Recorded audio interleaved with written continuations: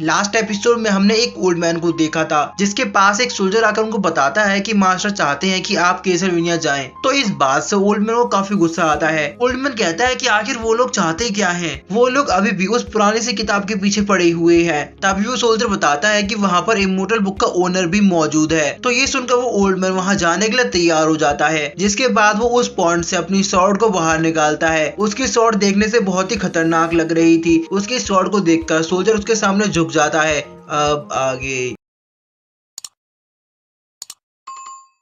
Episode की starting में हमारा व्यू केसल्वेनिया में जाता है, जहां लूफी क्वाई मू यान से बोलता है कि मेरा एक आखिरी सवाल और है। तो मू यान लूफी क्वाई से कहता है कि पूछो, तुम्हें क्या पूछना है? लूफी क्वाई पूछता है कि आज तक ये सारी बात राज क्यों है? मू यान बताता है कि जब यहाँ पर इंगजाओ लोगों ने हमला किया था तो यहाँ पर एक लड़की आई थी। वो भी इंगजाओ से थी, लेकिन उसका स्वभाव बाकियों से अलग था। वो बहुत ही दयालु थी और मेरे ख्याल से वही एक असली परी थी, और उसी के लिए हमने इन बातों को ज्यादा नहीं फैलाया। इसके बाद मू यान वहाँ से निकल जाता है। अब हमारा व्यू शिफ्ट होता है और हम टैंक को देखते हैं जो कि लूफी क्वाई के ब्लड को चेक कर रहा था। तभी मू यान भी वहाँ आ जाता है। मू यान टैन से पूछता है कि क्या तुमने लूफी क्वाई को ठीक करने का तरीका ढूंढ लिया है? तो टैन बताता है कि लूफी क्वाई बीमार नहीं है, बल्कि ये सब उसकी मार्शल आर्ट की वजह से है, लेकिन मेरे पास उसे ठीक करने का एक तरीका है और मैं उसे ठीक करने की पूरी कोशिश करूंगा। तो मू यान पूछता है कि किस तरह का तरीका? टैन बताता है कि उसका नाम है डिसीव योर बॉडी। इसके बाद हमारा सीन शिफ्ट होता है और हम लूफी क्वाई को देखते हैं जो कि चाय पीते हुए एक किताब को पढ़ रहा था। उस किताब में मार्शल आर्ट की एक टेक्निक लिखी हुई थी। इसके बाद हमारा व्यू शिफ्ट होता है और हम मिस लीना को देखते हैं जो कि अपने रूम में बैठकर मेडिटेट कर रही थी।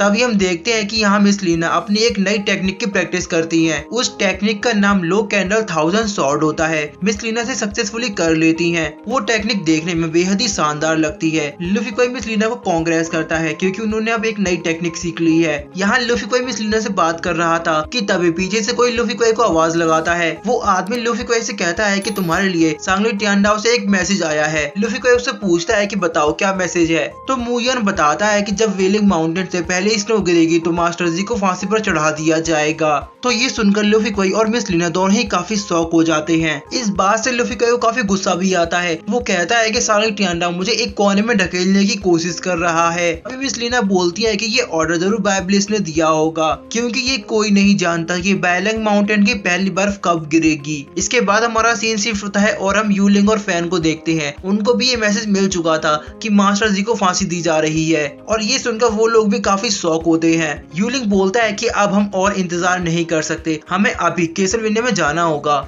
तो फैंग बोलता है कि मैं भी यही कहने वाला था। इसके बाद हमारा व्यू फिर से लूफी क्वाई पर आता है। लूफी क्वाई बोलता है कि मैं सिटी से बाहर जा रहा हूँ। तो मिस लीना उसको रोकती हैं और उससे कहती हैं कि तुम उसके प्लान में फंस जाओगे, ये एक जाल भी हो सकता है। तो लूफी क्वाई कहता है कि भले ही ये कोई जाल हो, लेकिन मैं अपने मास्टर को खतरे में नहीं डाल सकता। तभी मू यान लूफी क्वाई से कहता है कि बायब्लिस बहुत ही खतरनाक है, तुम मेरे साथ आओ। इसके बाद वो दोनों वहाँ से निकल जाते हैं। इसके बाद हमारा सीन शिफ्ट होता है और हम व्हाइट क्रेन को देखते हैं। वो ड्रैगन विन से बात कर रहा था। वो ड्रैगन विन से कहता है कि बायब्लिस ने सबको संभाल लिया है, आपको अब ज्यादा चिंता करने की जरूरत नहीं है। अभी वहाँ पर एक सोल्जर आता है जो उनको बताता है कि यूलिंग और फैन केसल्वेनिया के रास्ते में है, क्या हमें उन लोगों को रोकना है? तो ड्रैगन विन उनसे कहता है कि उन्हें जान से मार डालो। इसके बाद हमारा व्यू शिफ्ट होता है और हम यूलिंग और फैन को देखते हैं। वो लोग जंगल के रास्ते से सिटी के अंदर जाने की कोशिश कर रहे थे, लेकिन तभी उनके रास्ते में एक बंदा आकर खड़ा हो जाता है। यूलिंग और फैन उसको देखकर रुक जाते हैं। वो बंदा यूलिंग से कहता है, तीसरे भाई, हम लोग काफी समय बाद मिल रहे हैं। उसकी आवाज सुनकर यूलिंग पहचान जाता है कि ये उसका बड़ा भाई है। वो बंदा यूलिंग से कहता है, क्या तुम मुझे यहाँ देखकर चौंक गए?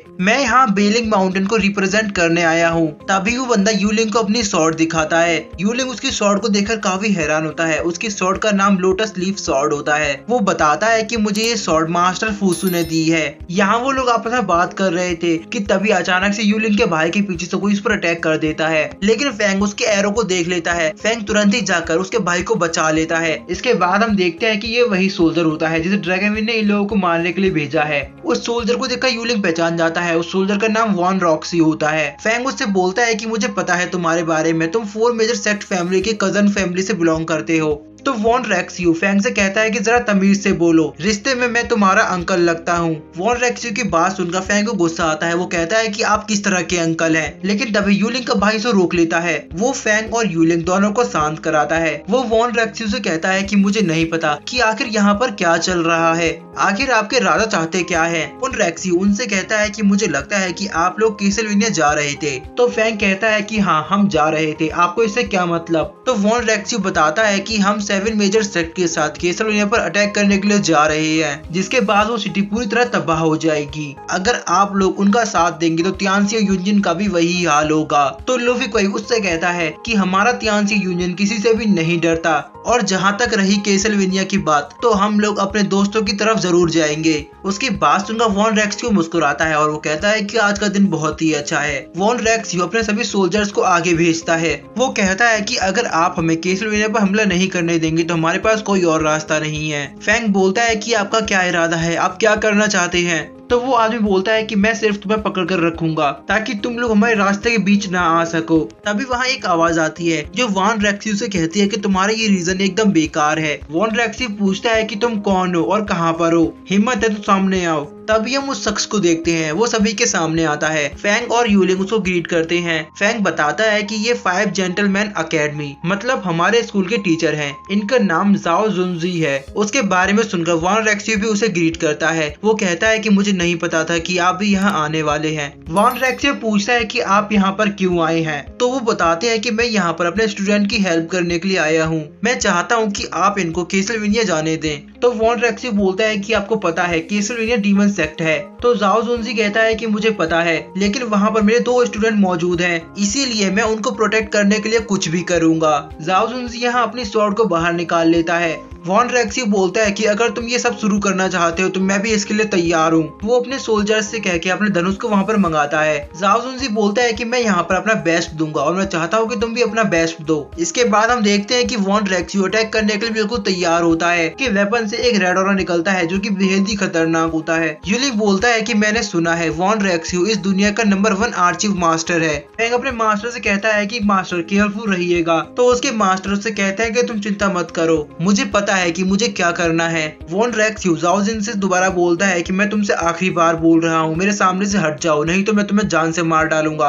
लेकिन जाओ जिन उसकी बात को इग्नोर करता है। वॉन रेक्सियो अपने बो से तीनों भालों को उसकी ओर पॉइंटर करके अटैक कर देता है। जाओ जुनजी यहाँ पर अपने डार्क शॉट टेक्निक का इस्तेमाल करता है, जिसके यूज से वो उसके अटैक को बहुत आसानी से डॉज कर लेता है और साथ ही उसे इंजर्ड भी कर देता है। उसके अटैक से वॉन रेक्सियो काफी हैरान होता है। वो बोलता है कि इसकी शॉर्ट क्यूआई तो पूरी तरह कंप्लीट है। जाओ जुनजी बताता है कि मुझे ये मेरी तलवारबाजी मेरे दूसरे भाई ने सिखाई है, हालांकि मैंने अभी भी इस स्वॉर्डमैनशिप में उसकी जैसी मास्टरी हासिल नहीं की है। वॉन रेक्सियो को हराने के बाद वो लोग वहाँ से आगे बढ़ जाते हैं और तभी हम देखते हैं कि पहाड़ के ऊपर से 2 लोग उनको देख रहे थे। तभी उनमें से एक आदमी सेकंड और मास्टर से बोलता है तुम्हें आगे जाकर उन लोगों को रोकना होगा। और इसी के साथ हमारा आज का ये एपिसोड यही एंड हो जाता है।